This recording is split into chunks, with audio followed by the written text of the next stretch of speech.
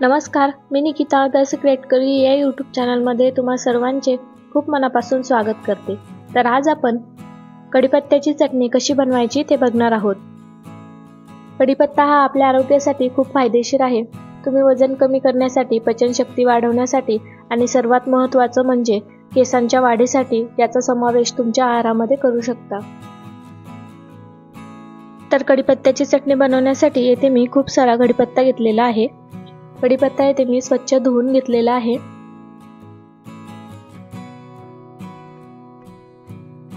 आता आपल्याला याची पानं अशा प्रकारे तोडून घ्यायची आहेत।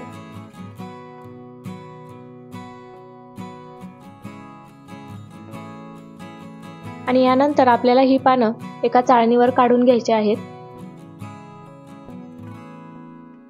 कढीपत्त्याची चटणी आणखी पौष्टिक व्हावी म्हणून येथे मी अर्धी वाटी जवस घेतलेला आहे। त्याचबरोबर अर्धी वाटी खोबऱ्याचा किस, 1 चमचा मीठ, 10 ते 12 लसणाच्या पाकळ्या, 1 चमचा जिरं, अर्धी वाटी डाळ्या, 2 मोठे चमचे भरून तिखट, त्याचबरोबर 2 चमचे तीळ आणि अर्धी वाटी शेंगदाणे घेतलेले आहेत। आता इथे मी एक पॅन घेतलेला आहे। या पॅनमध्ये आपल्याला अर्धी वाटी शेंगदाणे टाकून घ्यायचे आहेत। हे शेंगदाणे छान साल तडकेपर्यंत भाजून घ्यायचे आहेत।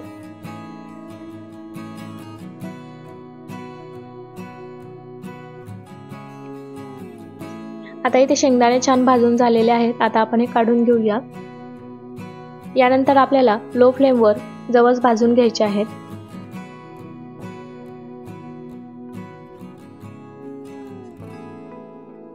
तर येथे जवस सुद्धा छान भाजले गेलेले आहेत।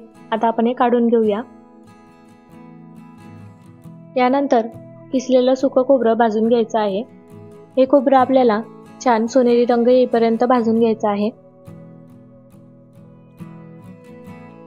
आता याला छान सोनेरी रंग आलेला आहे। आता आपण हे काढून घेऊया। यानंतर आता आपल्याला तीळ भाजून घ्यायचे आहेत। तीळ सुद्धा लो फ्लेमवर छान फुलेपर्यंत भाजून घ्यायचे आहेत।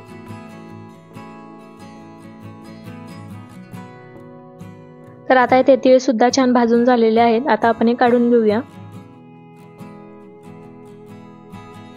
यानंतर पॅन मध्ये 1 चमचा तेल टाकून घ्यायचं आहे। आणि आता यामध्ये अर्धी वाटी डाळ्या टाकून घ्यायच्या आहेत। या डाळ्या आपल्याला जास्त भाजायच्या नाहीत, फक्त गरम झाल्या की आपल्याला हे काढून घ्यायचे आहेत। यानंतर त्याच पॅन मध्ये 1 चमचा जिरं टाकून घ्यायचं आहे। त्याचबरोबर 10 ते 12 लसणाच्या पाकळ्या यामध्ये टाकून घेऊया। आणि हे जिरं आणि लसण छान परतून घ्यायचं आहे। आता इथे जिरं आणि लसण छान परतलेलं आहे। आता आपण हे काढून घेऊया।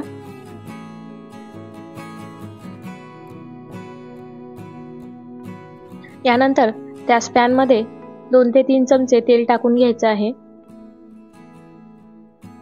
आणि यानंतर यामध्ये स्वच्छ धुतलेला कढीपत्ता टाकून घ्यायचा आहे।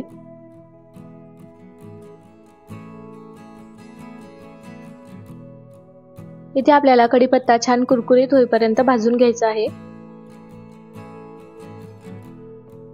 कढीपत्त्याचे खूप सारे फायदे आहेत आणि सर्वात महत्त्वाचा फायदा म्हणजे केस गळणे कमी होते।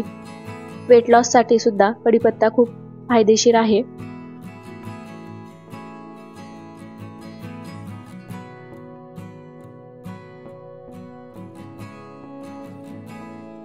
तर आता इथे कढीपत्ता छान कुरकुरीत भाजून झालेला आहे। आता आपण गॅस बंद करून घेऊया।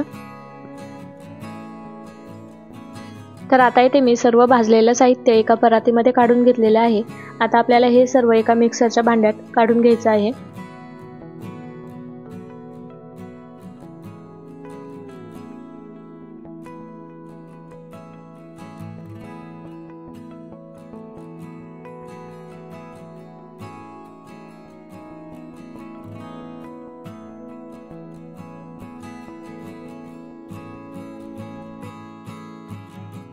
आता आपल्याला यामध्ये 2 चमचे लाल तिखट टाकून घ्यायचं आहे।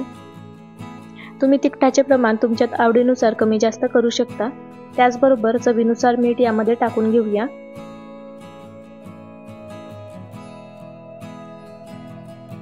आणि हे सर्व आता आपल्याला मिक्सरमध्ये फिरवून घ्यायचं आहे आणि याची चटणी तयार करायची आहे।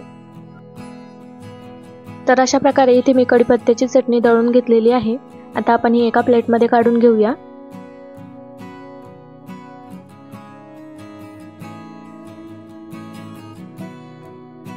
तर ही कढीपत्त्याची चटणी घरी नक्की करून बघा आणि आजची रेसिपी आवडली असेल तर लाईक करा, शेअर करा आणि अशाच छान छान रेसिपीजसाठी द सिक्रेट करी या यूट्यूब चॅनलला सबस्क्राईब करायला विसरू नका। पुन्हा भेटूया अशाच नवीन रेसिपीसोबत। तोपर्यंत धन्यवाद।